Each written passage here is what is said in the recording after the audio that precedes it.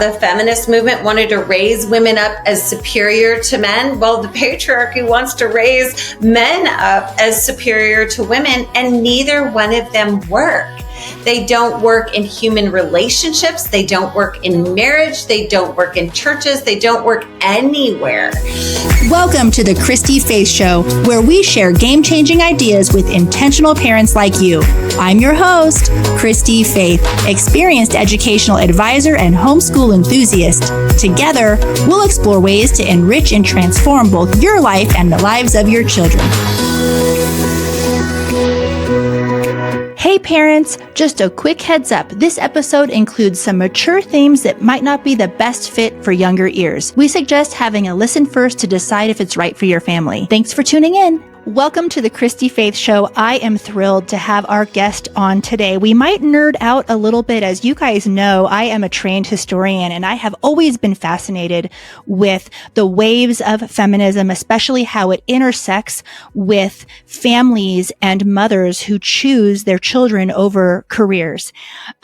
I think that this is going to be a great episode because we are talking with Jennifer Strickland today. Jennifer Strickland is a TEDx speaker, host of the I Am a Woman podcast, and an 8-time author, including titles such as Girl Perfect, Beautiful Lies, and her most recent release, I Am a Woman, Taking Back Our Name. She teaches healthy identity and self-image for women, girls, and youth. As a former model, Jennifer's passion is to expose the lies of the media and connecting women to their true value, identity, and purpose that lasts forever. Thank you so much for coming on the show today, Jennifer. I think that this is going to be a great episode because we are talking with Jennifer Strickland today, who has a brand new book that just came out titled I Am a Woman. And as I was preparing for this show, I had to laugh because normally we are the ones that are bringing game-changing ideas to the table. But today we are examining how some ideas in our culture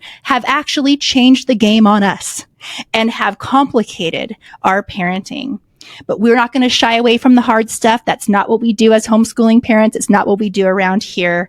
Jennifer, thank you so much for coming on the show today. I want to ask you first, will you share a little bit about yourself and your story and what led you to have an interest in women's studies? Well, thank you so much for having me on, Christy. It's really an honor to join you and your audience today. I have kind of an interesting story. I grew up in San Diego in California and ended up in Hollywood as a young girl in the modeling industry. I moved up there to Hollywood when I was about 17 years old, signed a modeling contract. I had been in the business since I was about 8 years old, and I moved off to Europe at 17 after I graduated from high school and began working in the modeling industry, where I saw just all these self-image issues, among women. I saw beautiful women on the outside that had very poor self-esteem, that struggled with eating disorders, that didn't seem to know their worth or their value, girls that would party all night and, be on the cover of Vogue the next day. And I began to realize that the images that women and girls see in the media and in the magazines and on TV are really not real to life. I ended up struggling with an eating disorder myself. I descended into anorexia when I was 21, 22 years old, working for Giorgio Armani on the runway over there. And I lived in several different countries, from working and living in the United States, from New York and Miami and Hollywood, lived over in Germany and Paris, and worked in Munich, Australia, all over the world. And I had the opportunity to see one of the most glamorized industries in the world and what it did to young women's self-esteem. That's powerful. And yeah, I grew up looking at the models on the magazines, and today we're now looking at the social media influencers in the same way. And what's interesting is there was a social media influencer that I binge watched last week because I thought I came across this person on Instagram and I was like, oh, I really like her style. I wonder where she buys her clothes. And as I was going through her feed, I'm thinking, I don't think she eats. Like, this girl is so thin. And I want you to speak a little bit too. There's a lot of moms listening to this or watching this on YouTube right now. And I think it's a vital conversation for us to have, particularly those of us who are raising young girls, about body image and how exactly to have those conversations with us. Is there any wisdom that you can speak to us regarding that? Well, I always tell girls the mirror is a bad friend, because she's always changing her mind about you. One day we look in the mirror and we love what we see, but the other day we don't. And women have a tendency to focus on their flaws. We really can't get our identity from something that's always changing. The mirror is always changing. The mirror will never be satisfied. The scale will go up and down. The sizes, we wear, we know this as moms, are going to change our entire lives. And we have to teach our daughters to get their value and their sense of self from something that never changes, like the fact that they're loved, the fact that they're gifted, that they have gifts and talents and abilities, that they can be a light to the world, they can impact the world with their gifts and talents, and their outward appearance is always going to change. So one of the best things you can do when a girl is obsessed with the mirror and she becomes a slave to that mirror is to get her to focus on her interior qualities, her qualities that make her different from other girls. And what is she good at? Is she a dancer? Is she a singer? Is she a writer? Is she a good friend? Is she a leader? And getting her focused on those things. When I left the modeling industry and I wrote my first book, Girl Perfect, and I went back to school, got my master's degree in writing, and I began teaching English, and I began working with young people. That's really when my eating disorder healed, because I found a new reward for my brain. Rather than, okay, the number on the scale is going to go down, I found that I could use my life for a good purpose, and that would become a greater reward.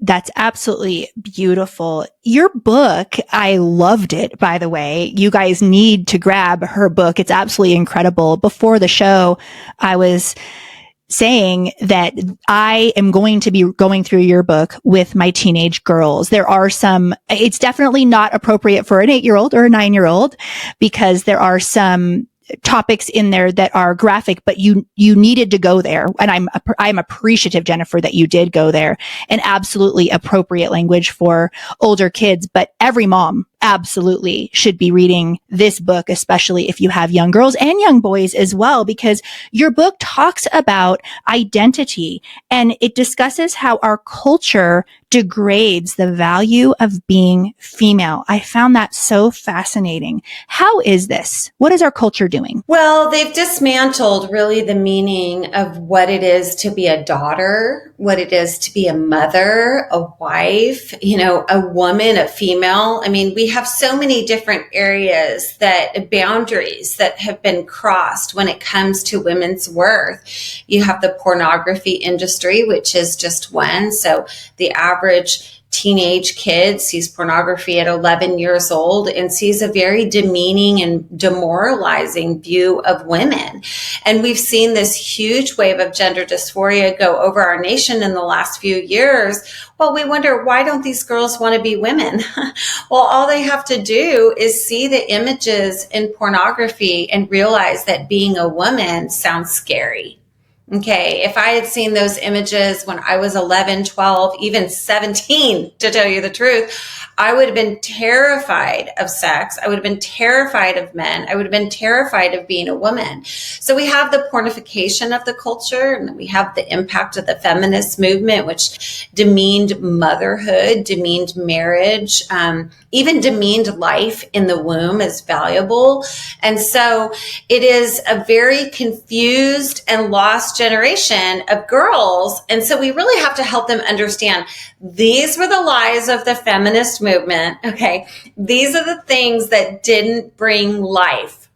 okay, to the family, and don't bring life to you. Take sex work as work, for example, is one of the mantras of the feminist movement. Well, we have these girls going off to college and having all this sex, right? And some of them get into stripping and things like that. And they wonder why they feel depressed. They're cutting, they're suffering from eating disorders. They're going through abortion after abortion. All of it causes pain. So we have to help them understand, how did our culture get here about the meaning of the word woman, and how do we redirect them towards a definition of womanhood that is life-giving and empowering and exciting to live out. Yes, it's a reclamation, really, is what I feel like your book is. It's incredibly powerful. Oh my goodness, what you just said there was so much, because I want to talk about the waves of feminism. Also, I do want to talk about the roots of the word and what it actually means to be a woman in our culture. But first, our audience may not be aware that we are there's been waves of feminism, and I grew up in pretty much the third wave of feminism, and I believed it to the extent that I delayed having children until my mid-30s, and I delayed it so much that then I had infertility issues. And my twins, for example, are IVF twins, because I was such an older mother. Now, of course, I have no regrets. But the one thing that I do want to say that I believed that the culture definitely taught me was that children are a hindrance to your career. And the message kind of is that children aren't worthy, that only a woman who has a career has a life of meaning.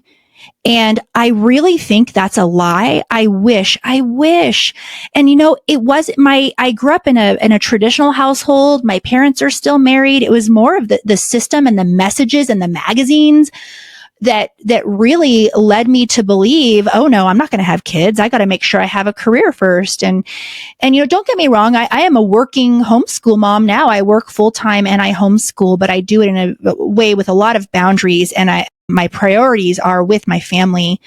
And thankfully, because my space is homeschooling, my audience understands that and in fact supports me in that, because we are all in this together. But I want you to speak a little bit to this devaluing of motherhood and children. What happened? Well, it started with smash the patriarchy. It's interesting. It didn't really start with devaluing women.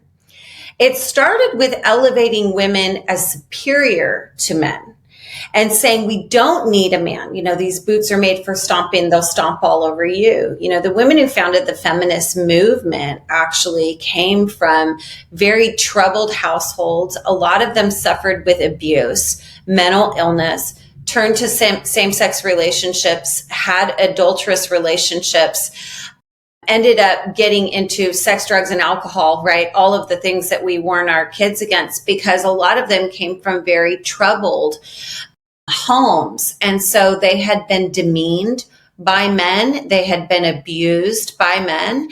And so the founders of the movement thought that, okay, well, instead of them stomping on us, we're going to stomp on men.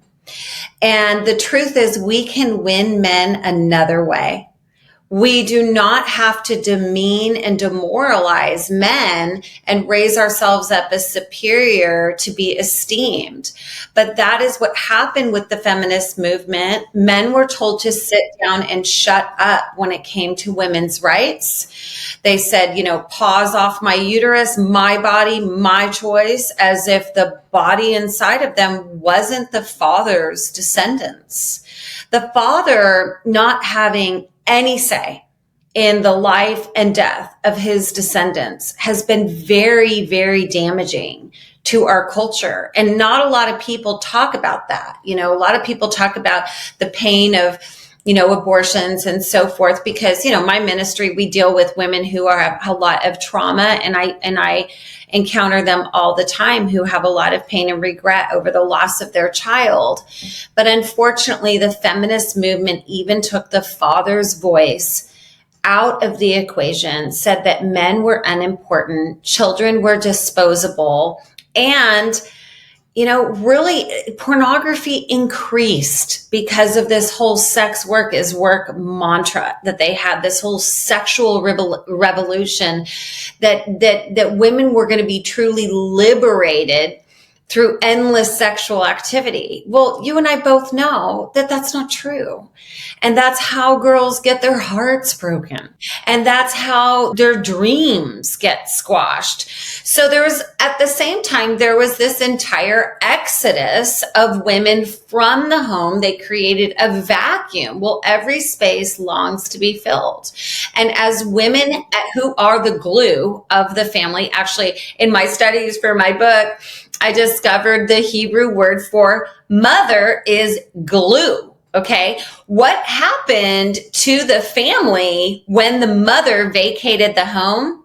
The family dissolved and fell apart. Divorce went on the rise. Kids had more mental illness than ever before. So kids get involved in all kinds of things when there is not a parent, especially a mother figure in the home. She is the glue, and the family unravels without her presence. Before we continue, I want to share with you a program that has been a game changer for our family. At our Learning Center, we instructed and helped kids through pretty much every program on the market. So we know firsthand just how important a solid math foundation is for our kids' futures. Finding the right homeschool math curriculum that didn't compromise academic excellence, but also didn't put me and my kids through the ringer was a challenge. Until one day, I found CTC Math. You guys, the rest was history. First off, it's a mastery-based program, which means your child gets a full grasp of the material. It's also loaded with mixed reviews, ensuring your kids don't forget anything they've learned. The questions are adaptive too, which keeps students confident and progressing at their own pace. But the best part, all the teaching, grading, and testing, done for you. With CTC Math, there is no compromise on excellence. Your child gets a top-notch education, and you just made your homeschool life easier. Visit CTC Math to get your free trial today.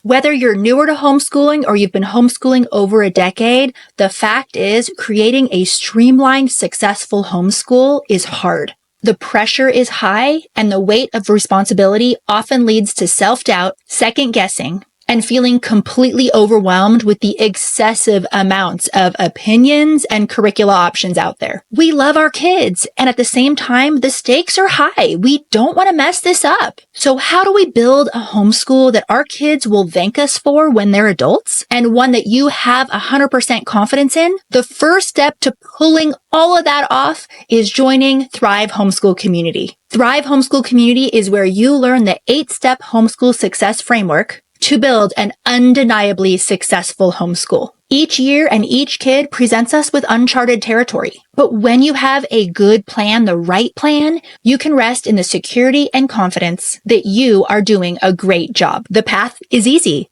Join Thrive, say a quick hello to your new friends, start the 8-step homeschool success framework, and kiss anxiety goodbye. It's risk-free, no contracts. You can cancel anytime, no questions asked. Go to Christy-Faith.com. That's CHRISTY-FAITH.com. Enter promo code podcast for $10 off your first month. See you inside. I loved that. I did not know that about the Hebrew word for mother. When I read that, I was like, wow, that's incredible. And it makes so much sense. The other thing, as I was reading through your book, there's always been something that has stopped me when I'm in the store or I'm at the mall and I see these t-shirts for girls that say, girl power or those types of things. I've never let my daughters wear those. And my heart has always stopped me a little bit. And part of it is because I have a son. I have a son that I want to raise to be an incredible man. And what's interesting is when I was in college I went to college with my husband, and he took a class, and it was the class was called Authentic Manhood.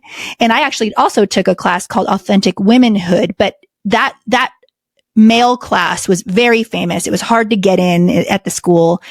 And they really explored what it means to be a man. And I think that the reason why your book is so important is because we've lost how we were created to be. And there's these beautiful roles that we're naturally inclined to. I look at myself. I delayed being a mother until my mid 30s. And as soon as I became a mother, this nurture that came out of me, it was like, where did this come from? And I just loved being a mother. And I immediately actually quit. We had a business at the time. I quit the business because I said, I cannot leave my son. This is unbelievable. We hired 2 people to take my place at the business. And then when we tried again for our second baby, I was already in my late 30s and couldn't get pregnant. And that was probably my darkest time in my life because I had tasted how amazing motherhood was and how much I absolutely loved it, and was just deeply, deeply saddened that I might only have one child.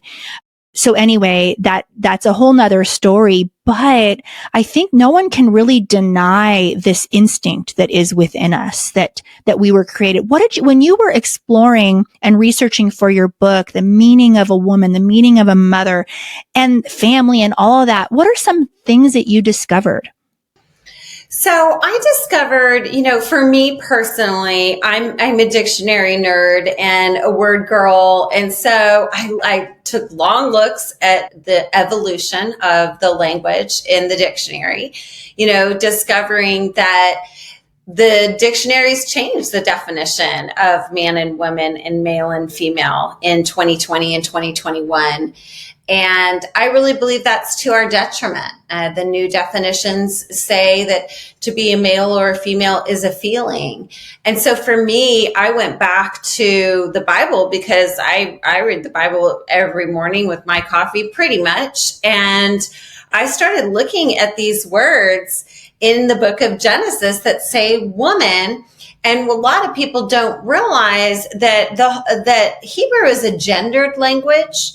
And it's a language of action. So we can't see that in the English, but when you go to the ancient language story of the creation of woman, we discover that the first woman's name means life-giving, that her name is an action of the body, soul, and spirit. And, a lot of people are wanting to say, look, I can answer the what is a woman question. We are XX chromosomes. Well, the truth is, we are so much more than that. You are a mother. You are bringing life-giving action to your family when you're loving your children, you're teaching your children, you're homeschooling your children. You are walking in your identity as a mother, not because of your chromosomes, but because what you bring to the table, body, soul, and spirit. And so the first woman's name means Eve means life-giving.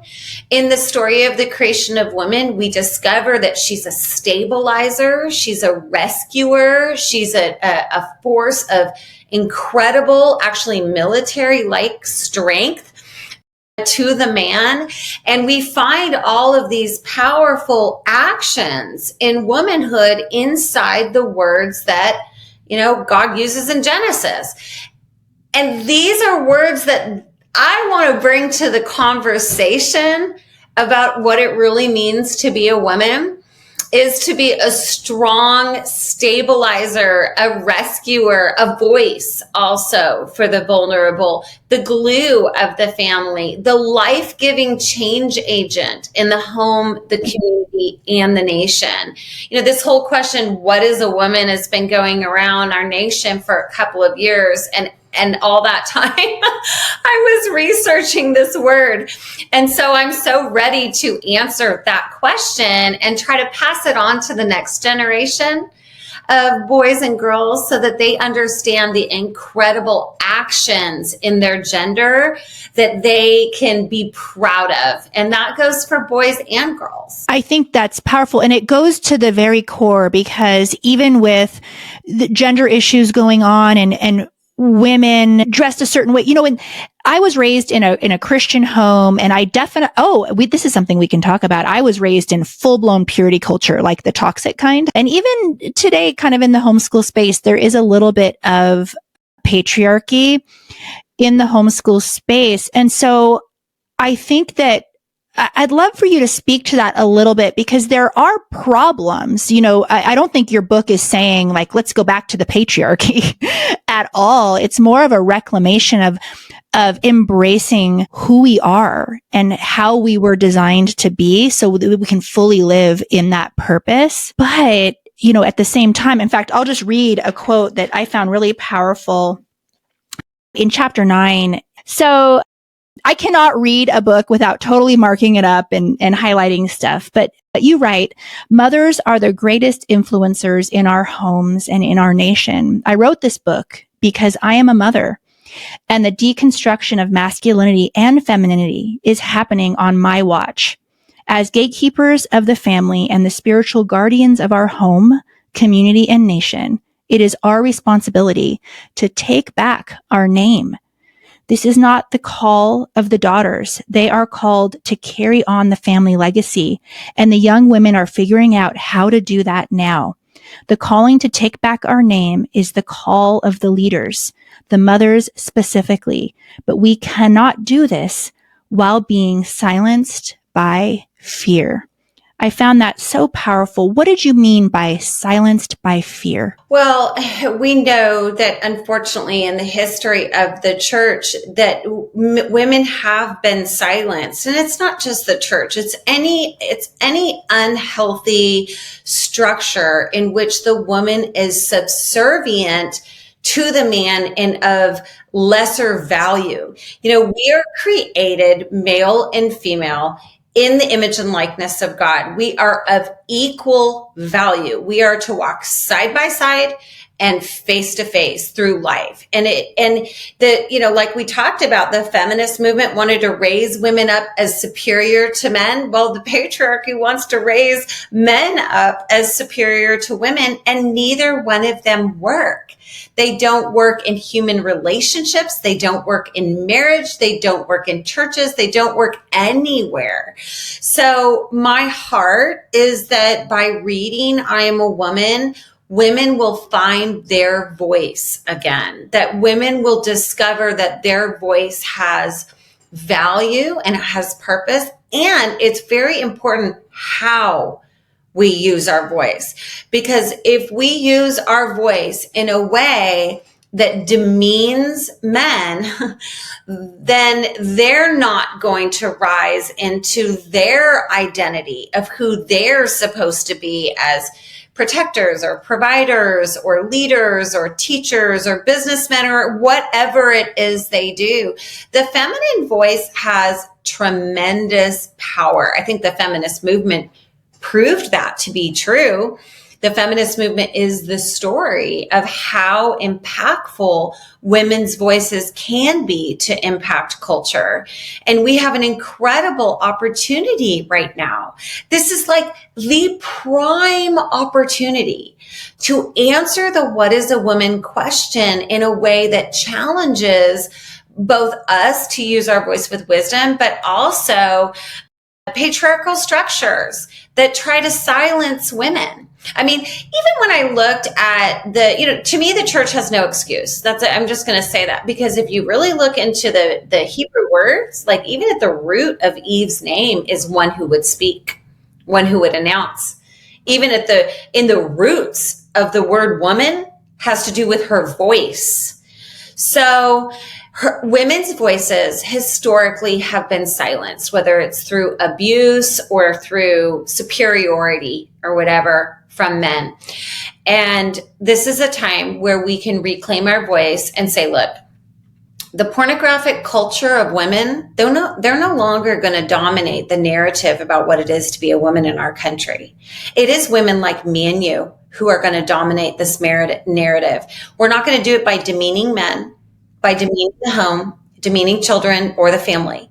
We're going to do it by upholding men, upholding children, upholding the family, upholding the home. And as we do that, we have the power with our own influences to redirect the nation in a whole different direction, back to home, back to family, and back to the children. The show will resume in just a minute, but first I want to share with you an incredible resource that is totally free to homeschooling families everywhere. Have you ever felt like you were on trial for your homeschooling choice when visiting a doctor or another service provider? It's unsettling, especially when someone misinformed has the power to threaten your family. Unfortunately, we have heard countless stories of parents who have felt trapped in offices and met with suspicion rather than support simply because they were homeschoolers. I've been profiled and interrogated myself, and I'm sure many of you have as well. Enough is enough. It's time we proactively vet service providers before giving them our business and our money. Enter Christy-Faith's list,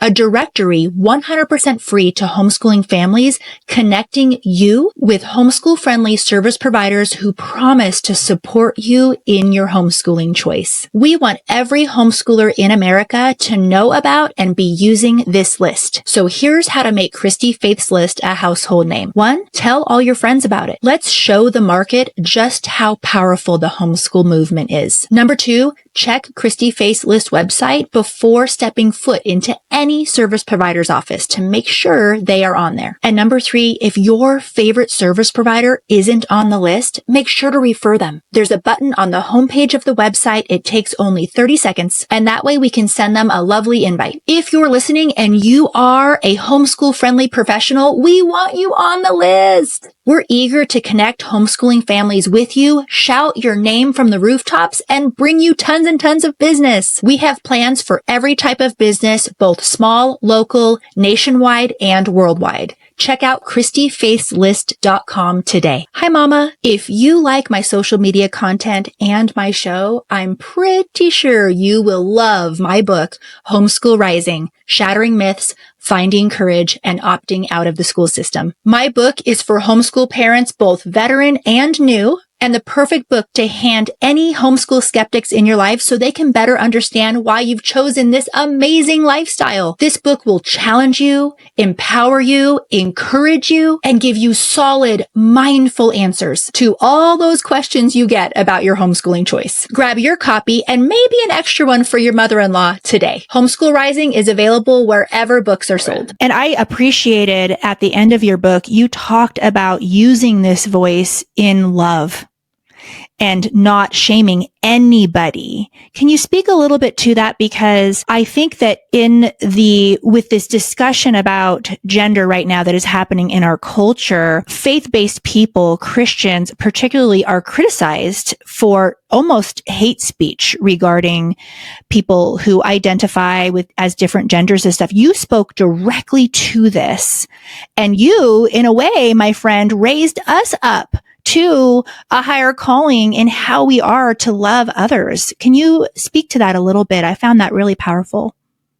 Once again, Christians, they can follow the example of Jesus, who sat there and spent time with the most despised people in society, often went into their homes and just sat with them, loved them, opened his heart to them. We're no different, right, than anyone who's struggling with same-sex attraction or gender dysphoria. My heart only goes out. It is a very, very painful, mental crisis to feel like you're born in the wrong body, for example. But once again, that is a mantra that is so cruel. It is wrong. And just like the feminist mantras kind of worked their way into our society, my body, my choice, smash the patriarchy, sex work is work, just the way those mantras started working their way in and people stopped thinking, they're called thought stoppers. Okay, as you get to the end of my book, I talk about the power of thought reform. Those are thought stopping mantras. Let's just stop for a minute.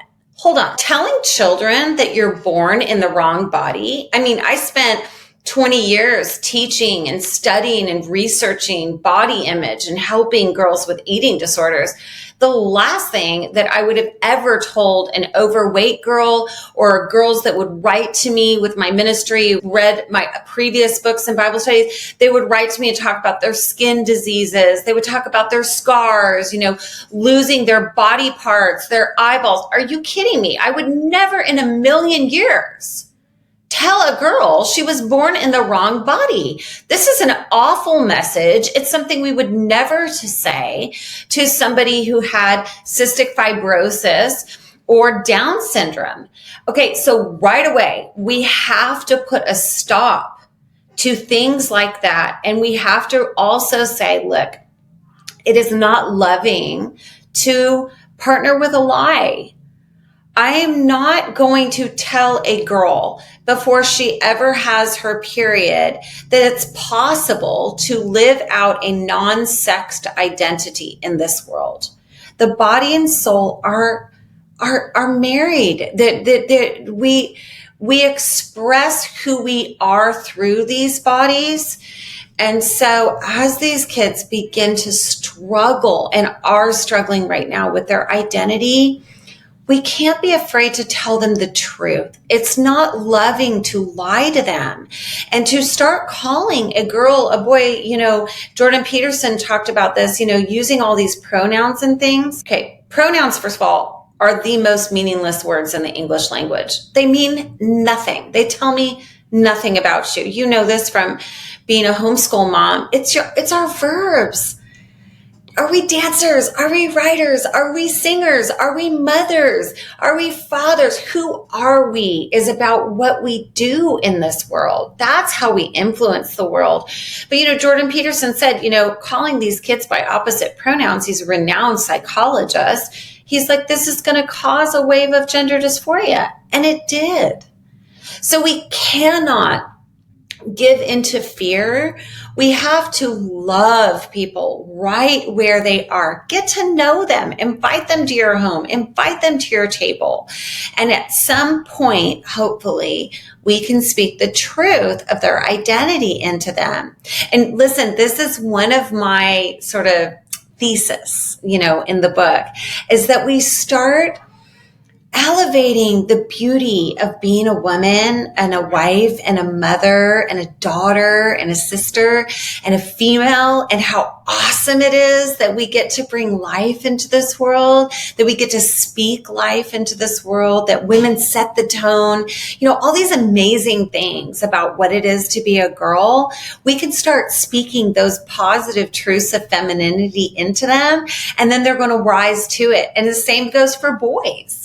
The same goes for boys. We see that in the Bible, in the story of Gideon. Just real quick, I'll just say, he was a weakling and he was scared, and God called him a warrior.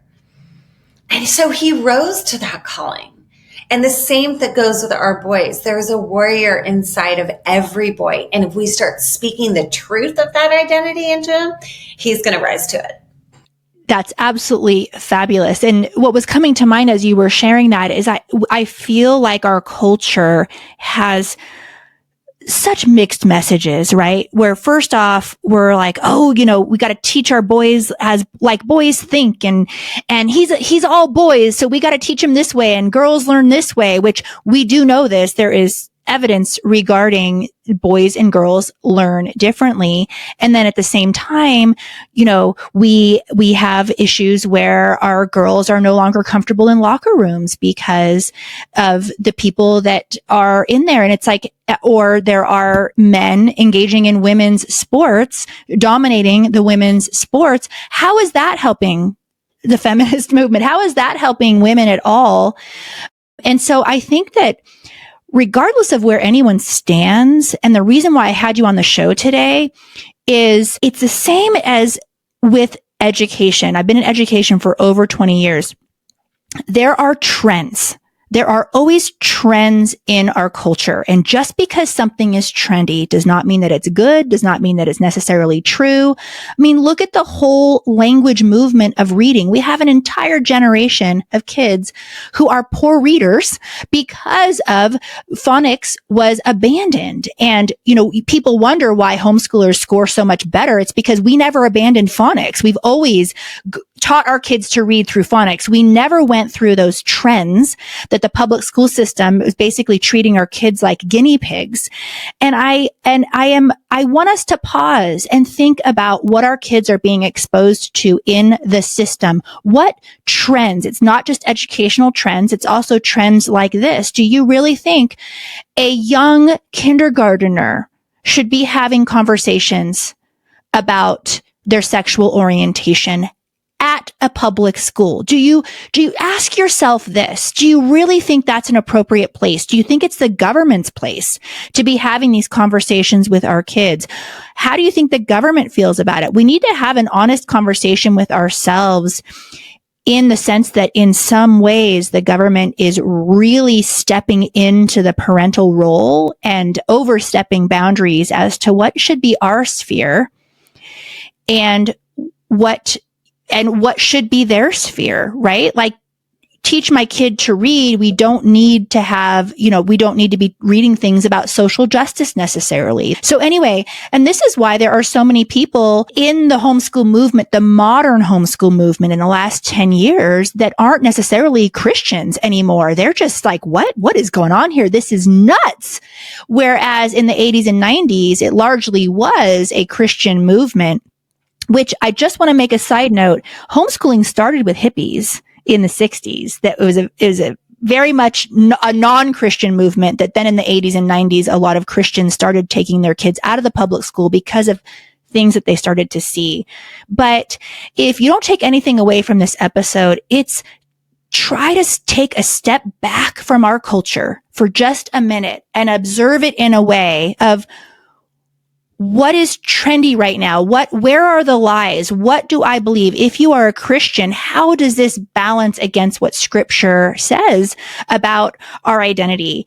And if anything, I just love how your book, rather than just complaining and throwing mud, right, at all of this, you're more about this reclamation of how beautiful and wonderful we are and we're created to be, and that we can raise our daughters to be proud of who they are.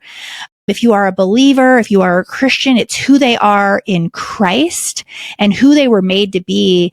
And embrace that beautiful femininity and reclaim that for our culture. I think that's such an important message. You end the book with some practical ways to take back our name. If you're enjoying the show and you don't want to miss out on future episodes, hit that like and subscribe button and show us some love with your comments. Those 5-star reviews really do make a difference. Would you share some of those with us? Well, absolutely. When it comes to mentoring, it's so important. And obviously, the value of that in the homeschool space, that older women need to be mentoring younger women all the time, as much as possible. Having groups of girls in your home where they can do book clubs. Our ministry offers book clubs or Bible studies for preteens, for teens, for moms. All kinds of resources for that at my ministry, youaremore.org, which is the letter U, the letter R, MORE.org. So at youaremore.org, you can find different curriculum you can do. But most of all, get the girls around your table and start being honest.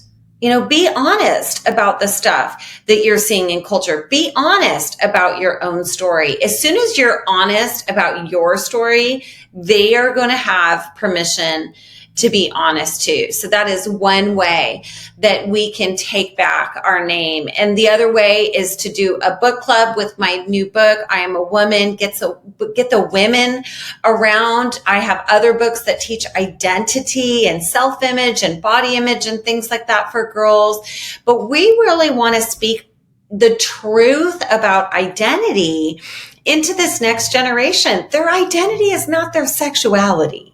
Okay, we've got to be honest about these trends and these mantras that are coming through from kindergarten to college. I don't even think, not only should you not be telling kindergartners that, you shouldn't be telling college students that their sexual urges are their identity.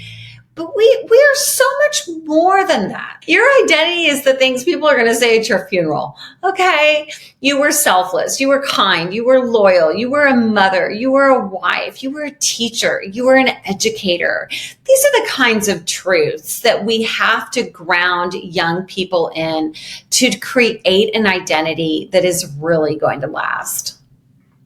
What a beautiful message. And I love that. You know, we talk about just this last week in Thrive Homeschool Community, we wrapped up our program where it's called the Fail-Safe Homeschool Setup, where I teach women logistically how to set up their year. And I ended with some words of wisdom. And I reminded everybody that take your focus off of grades, right? That your success as a homeschool parent isn't if they've earned the A. Your kid's identity shouldn't be wrapped up in the grades that they get. And I feel like this is just an expansion of we are more than being identified. How many times at parties do you get, people start talking about their kids and they go, I've heard this so many times. Maybe it's just culturally in my area, but oh yeah, Olivia's a great kid. She's a straight A student. Like that's the definition. How much more are we than that? And what a beautiful thing to study and embrace. And you do it so very well in your book.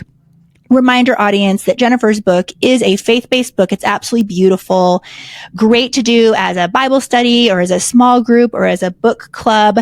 You mentioned You Are More. The book is on Amazon. Correct, on Amazon Prime. Is there anywhere else our audience needs to find you if they want to? Absolutely. They can go to iamowoman.us and find out about my online and in-person book clubs and host their own book club with the book or any of my other curriculum for young women to teach them their identity. You can find me also on Instagram at Jennifer Strickland _author. So I would love to connect with you there as well. Great. Thank you so much for coming on the show today and uplifting us women and just reiterating that us choosing our families, and a lot of us have given up our careers and we have chosen our children. We have chosen to raise our children, and that is beautiful and that is worthy. And our identity is also not in what career we have or what job we have. It is so much more than that. And when we discover that, that is where we find true contentment and joy in our lives. Thank you so much for coming on the show today, Jennifer. Absolutely, Christy. Thanks so much for having me on. You keep up the good work. What you're doing is so important. Oh, thank you. You have my heart.